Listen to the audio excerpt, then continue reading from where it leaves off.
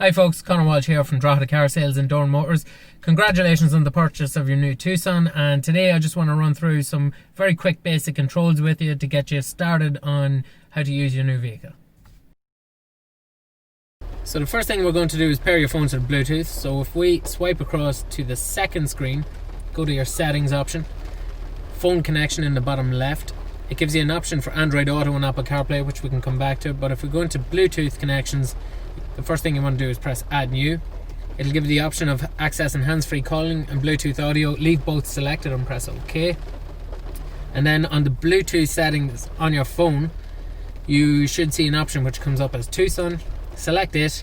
It'll generate a random passcode. Just press OK or pair on your phone, and straight away it'll start accessing your phone and asking for access to your contacts and call history. If you allow that, it doesn't save anything to your phone. It'll just download your call history and your contacts every time you hop into the car. And that's it, all set up. So once you have that connected, just hit your return arrow, and then you have the option of Android Auto and Apple CarPlay. So depending on what make of a phone you have, if it's an Android, obviously you're going into the Android settings. You may have to download the Android Auto app from the Google Play Store. Otherwise, you can use an Apple CarPlay. You don't have to do anything with that. On the Executive Plus models, all you need to do for either phone is connect your phone into one of the USB ports underneath, and it'll start mirroring certain apps from your phone to the screen. So you can use Spotify, WhatsApp, Google Maps. They'll all be options that are available to use. Now, if your Tucson has a sat-nav feature on it, you always have the shortcut options down here underneath the screen, but on the home screen itself, you can just press on the right hand side and it brings you straight into the maps. You don't have to have a destination or an address put in here. You can leave the maps up the whole time as you're driving if you like, but to add in a destination, press on the nav button underneath. You can search, or you can go to previous destinations, or if you have a couple saved in your address book, you have the quick options down here on the bottom of the screen also. So just go into search. We can add in where we want to head off to. So if you're going to Dundalk, say you want to go to the shopping centre or somewhere close by, it'll pick up the destination and it should show you a couple of different routes if there are ones applicable. Some say shorter journeys or most economical for fuel or the fastest times. So it's pulling a few of them up here. Just set as destination. A couple of different options then as well. So you have alternative routes. One is 5 minutes in the difference from the other. It just depends if you want to go on the motorway or if you want a more economical journey, say going on the older road. But you just press start guidance and then off you pop. Now, when you reach your destination or when you're coming close to where you want to be, if you want to cancel your journey, just select cancel route at the bottom of the screen, and that will stop any guidance going forward. As well as that, points of interest come up here as POI, so they would be hospitals, ATMs, Garda stations, Hyundai dealers, which should always be top of the list anyway, and a couple of other different options there like restaurants, parking, coffee shops, etc. So if your Jeep has dual zone climate control function, obviously you can access driver and passenger temperatures separately. You have the option to sync them, which will bring the passenger side temperature over to the driver side, because driver is always priority. You can recirculate the air in the car, so if it's on a very hot day, if you have the air conditioning on full, you can reuse the colder air inside the car instead of taking warm air from outside. You have the option then to defrost your rear window, which is also linked to the two door mirrors, so they'll heat up and defrost if there's frost outside. You've then got the front window demister. So it puts the air on full. It also activates your air conditioning.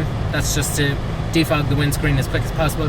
Just press the same setting again and it'll put the air controls back to whatever you had set previously. Then you have the small fan to reduce airflow, or the bigger fan to increase it. And then the different modes where the air is blowing. So at the minute it's on windscreen and feet. You can put it onto your face as well, whatever you prefer. AC is obviously your air conditioning, and if you have the automatic function on the car, it will automatically defog or defrost the windscreen as necessary, and if you spray your washer jets, it'll also put the air on to stop it fogging up on you as well. Now you can turn that off if needed, or you can put it on to a higher sensitivity. After that, then, if you're in the car on your own, in the hybrid versions, you can activate the driver only function. So if you're in the car on your own, you're not wasting any energy or electricity by running any additional fans that you don't really need. Now for something slightly simpler, we can go into the radio controls, so you can either select it on the screen or you always have the shortcut down here. We have a couple of stations tuned in already, but for example, if you wanted to listen to a different station and say Q102 and you wanted to save that, you just press the star icon here and it'll come up in the bottom corner. You have the option then to scroll across into the next setting, and we've a couple of extra stations tuned in there as well. It is a DAB radio, so it picks up all available stations in the area, but you can just keep flicking through them here yourself if necessary. And then you have a list of stations over here if you wanted to scroll through it manually, like so. So on your multifunction steering wheel, this should be the same across all models, forgetting about the two paddles on the back because that's to do with the automatic setting. You have the volume and Bluetooth controls on the left hand side of your steering wheel, so it's fairly straightforward. You have your volume here for your media radio, or if you're on a call, that will also control the volume of somebody's voice. You have the arrows option to skip through songs again on media, or skip through your different radio stations. If somebody calls you while you're driving, the name and number comes up on the screen. It'll mute the radio automatically, and you just press the call answer button here if you do want to talk to them. Bearing in mind, obviously, the voice is going to come through the speakers and everyone in the car is going to hear your call. You can set a couple of different shortcuts on your steering wheel, so you can bring up your apps on your screen, on your Bluetooth controls as well if necessary. We can come back to that later. There is voice recognition as well, which is very good on them. So you can press that button and you can say, change this radio station to 2FM. You can say call home or work or whatever the case may be. You can change your different modes here as well. So on your screen over on the side, it'll bring up some custom options then as well. So on the right hand side of your steering wheel is a couple of different functions to mostly control the dash clocks in behind and cruise control, which we're going to start with first. So these three outside buttons will control cruise. You press the top button here to activate the feature, so it'll come up. It won't work at the minute because this automatic car is in park, but it'll say cruise at the top of the dash clocks inside here. When you're going down a motorway, for example, and you get to 100 or 120 kilometers or whatever speed you want to do, pull down on the silver lever underneath to set the speed firstly. It'll tell you exactly what speed you're sitting at, and you can put your 2 feet flat on the ground. You don't have to press the clutch, brake, accelerator, nothing like that. All you have to do is steer. If you come up behind somebody going slower than yourself, you can pause your cruise control by pressing the bottom button, and that way the car will slow itself down. Obviously, if you touch the brake or the clutch, that will also knock it off. So when that slow person moves out of your way, press up on the silver lever again, and the car will reset or go back to whatever speed you had set previously.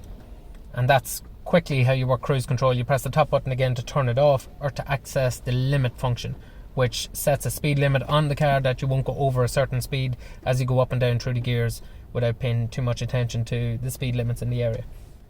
The three controls on the inside will control your dash clocks. So if I press the pages icon, it brings up the compass. It goes into some user settings, engine temperature, tire pressure display.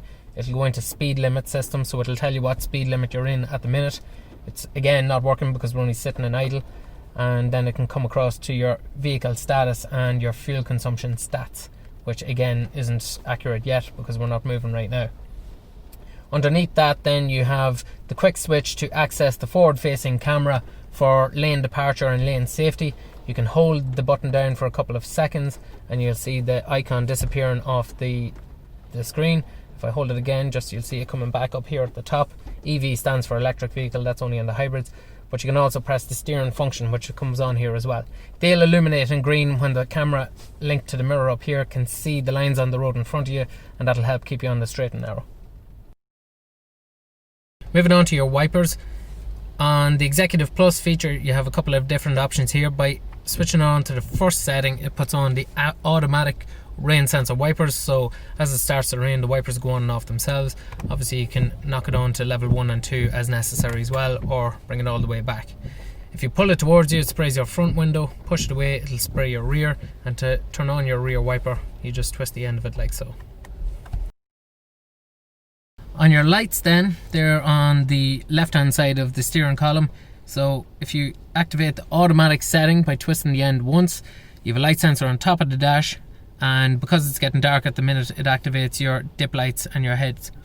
You can access your side lights and then your dip beam yourself if necessary. But going back to the automatic function, on this model it has the automatic dip and headlight feature. Push the headlight stalk away from you once, and that way when you're driving at night time, if you meet another car or you come into a lit up area, the Tucson will dip its own headlights automatically. When that car drives by you after about 2 or 3 seconds, the full lights will come on themselves. If you want to turn it off, all you do is activate your headlights yourself and go back to your dips. Your indicators are as normal, and you have the 3 blink indicator for changing lanes on a motorway. Just push it up slightly or down slightly for left and right. In the center console here, you have a couple of different options. You have the USB port just to charge your phone, which charges a little bit faster than the information port. Your vehicle should have a wireless phone charging pad on it as well, so it's at the angle, not on the flat, and you'll see this peculiar icon lights up in orange when it starts to charge your phone. As well as that, you have a couple of different functions here along the top. So you have the passenger side heated seat, driver side heated seat. They both go on high first, so then you go medium, low, and then off. You have the heated steering wheel function on all the models as well. Downhill brake control. In a frosty or kind of a slippy kind of a night, you can access this, that the car will stop you going into a slide if, say, you're travelling on snow or frost. It'll just squeeze the brakes every so often to stop the car running away with itself. You have the feature here to turn on or off the parking sensors on the front or back of the car, and you have an option then to bring up your reversing camera if needed also. You can turn that on or off as you're driving regardless. Then again, on the automatic setting, you have your gear selectors here. The salesman will go through that with you on the day, but all models should have the electronic handbrake regardless of petrol and diesel. So with your foot on the brake, you can press down on the electronic handbrake, which releases it straight away, or pull it upwards. So if you think of your traditional handbrake, letting it down obviously puts the handbrake off, pulling it up puts your handbrake on. You have the automatic hold function as well, which is a brilliant job if you're traveling through a town or a city. When you activate this and you put your foot on the brake, the car will hold the brakes on for you, so you can be sitting at a set of traffic lights with the car out of gear and your handbrake off, and it won't roll away. The only time the car will go to move forward is when you put it in gear and you accelerate.